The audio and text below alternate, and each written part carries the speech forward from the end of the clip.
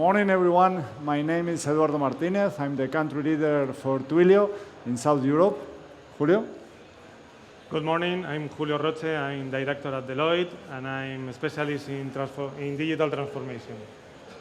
Thank you, Julio. So just to start, let me share with you a couple of introduction of two concepts that we are going to discuss today. First one is customer engagement channels, which is here where we will be referring to the digital channels that companies are using to interact with their customers. That's one. Second one is omnichannel, and here we will be referring to moving from a siloed and disjointed customer journey that lacks context to a more personalized and frictionless one that allows better service and at the end of the day means more incomes for companies.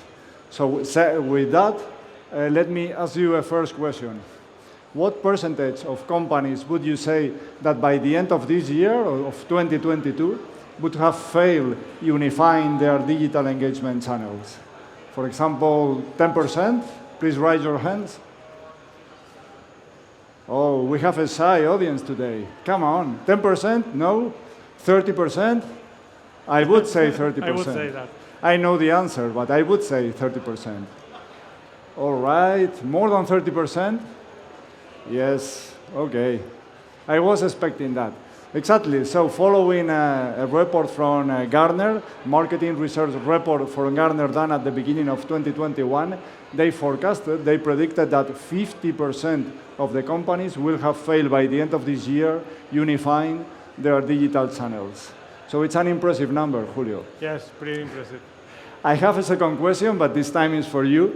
So, Julio, with the explosion of digital channels and all the omni-channel capabilities that we are now seeing in the market, together with the change we are experiencing in the relationship with customers, with consumers, and also the way we do business, how do you foresee the future? How is this situation going to evolve?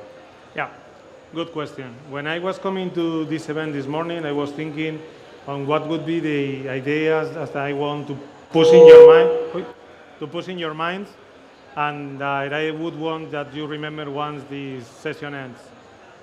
The first one, for sure, it will be that the digital scenario has changed, and not just a little bit, completely. We are seeing that the companies are facing a new era. They are building new strategies on how to establish the relationship with the clients, and they have found that with the current technology, they can do that, and they can do that in a very powerful way. So we are seeing that companies are building strong digital strategies, and they are putting those strategies in front of any other. So we can call them digital first, and as you know, I know as well, that we are trying to do that for a few years, but it wasn't possible. But just in a few cases, we did that just in a few cases.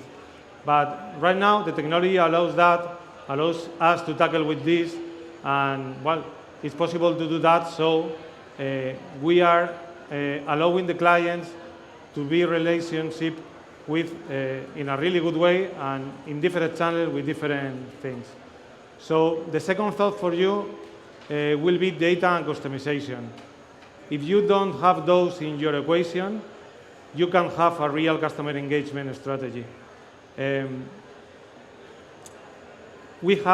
Previously we had CDPs. We have tools that allowed us to establish the relationship with the client, to have the data well organized, but right now the technology, the tools, allows us to integrate it perfectly in the different channels and to orchestrate all the data through all the channels, through the whole process. And last but not least, I want to talk about the last point that would be orchestrated channels. And I have to say, guys, that the day finally has come. We can get rid of those previous experiences that we had, not good ones, with multi-channel strategies, some of them disconnected, one after the other channel experiences, or even, I can blend you to channel, but don't ask me for more. The technology now allows us to do that, for sure, and allow us to do that in a very powerful way, so we can interconnect all the channels to give all the data flow through all the channels and to get the best serve for the client. So summing it up, my 3 ideas for you today is, first one, the scenario has changed. There is a tipping point on this, for sure. The second one is technology is completely ready. We don't have to do some more tricky things. We can do that with the technology that we have now.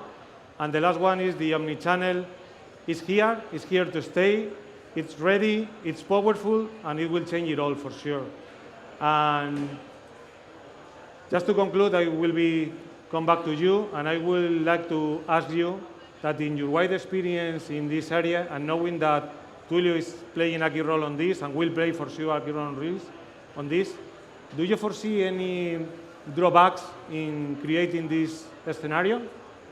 Well, to be very honest, I would say no, definitely no. If I have a look at our customer engagement platform, what we have seen in these last 2.5 years is that the interactions with customers managed in our customer engagement platform have multiplied by 3.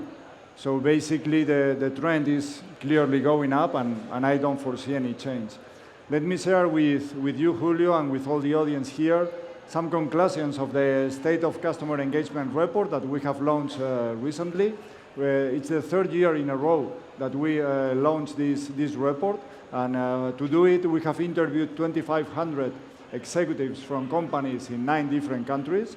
We have also looked at the insights in our customer engagement platform. And this time, for the first year, we have included opinions and feedback from consumers. And with all that, there are some interesting conclusions that I would like to share. First one is that digital is here to stay.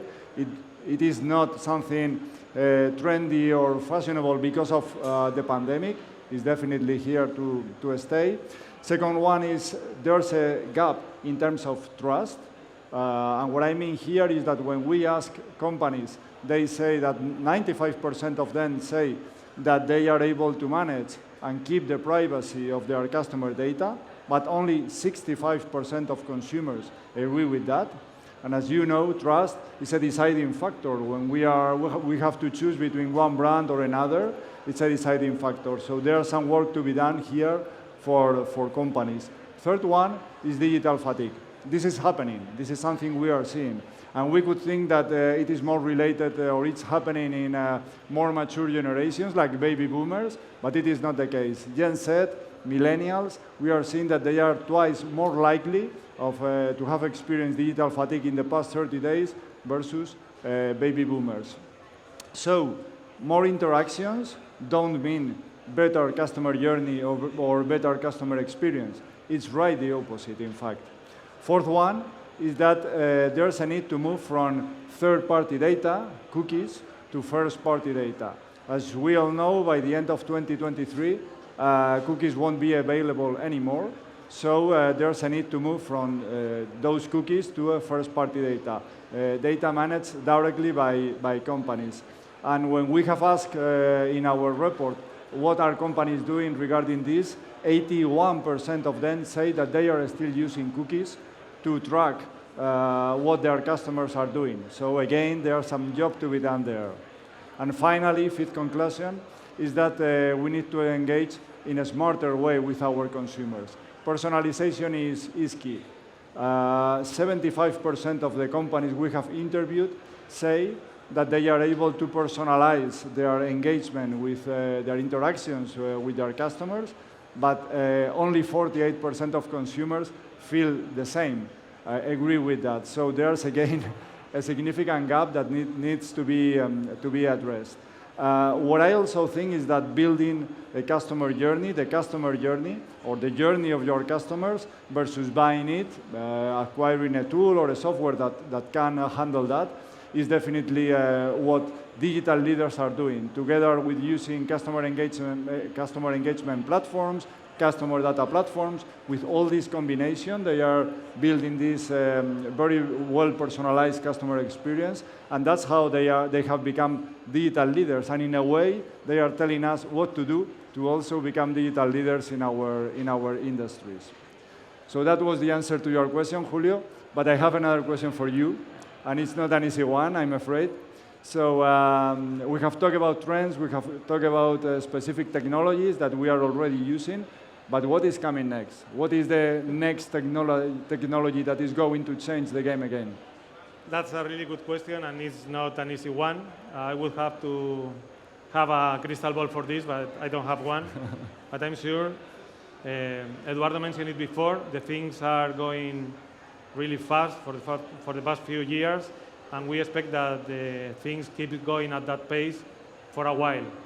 So if I have to highlight something, I would highlight artificial intelligence. We are seeing the eruption of artificial intelligence in this, not just the digital assistant that are being included in the, not just helping our clients or our operators in the area of the contact center or the digital channel, but also analyzing the information, the data, allowing us to know better our clients, and well, serving us better, the clients, through all the channels and during the whole process.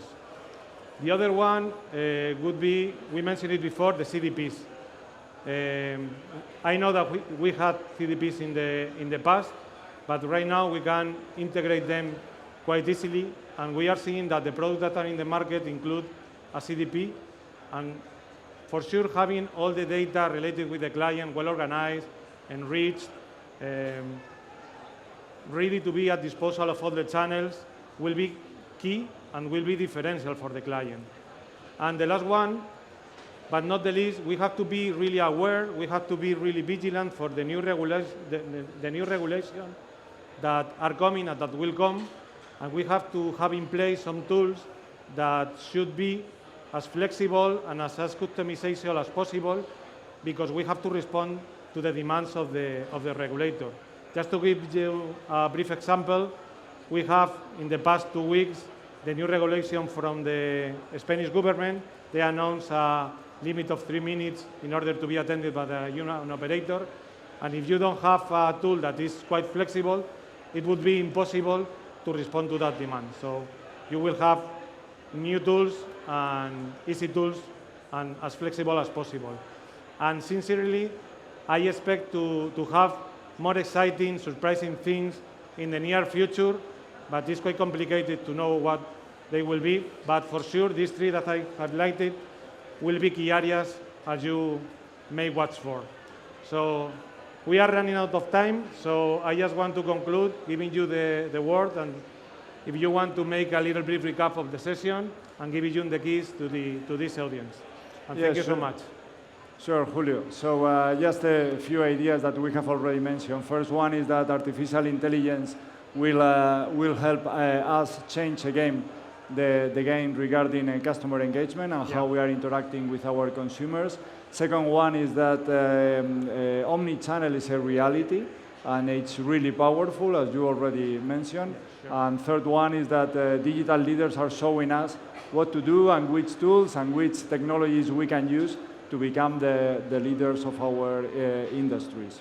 With that, I would just would like to thank you, Julio, as the spokesman of Deloitte, who is our most important partner globally. So thank you for being here in the stage with me. Thank you for the opportunity. And also thank you everyone here in the room for attending the session. We are in booth 19. Twilio has a booth 19. So if you want to continue the conversation, we are there to talk to you and keep on discussing about these interesting topics. Thank you very much. Thank you so much.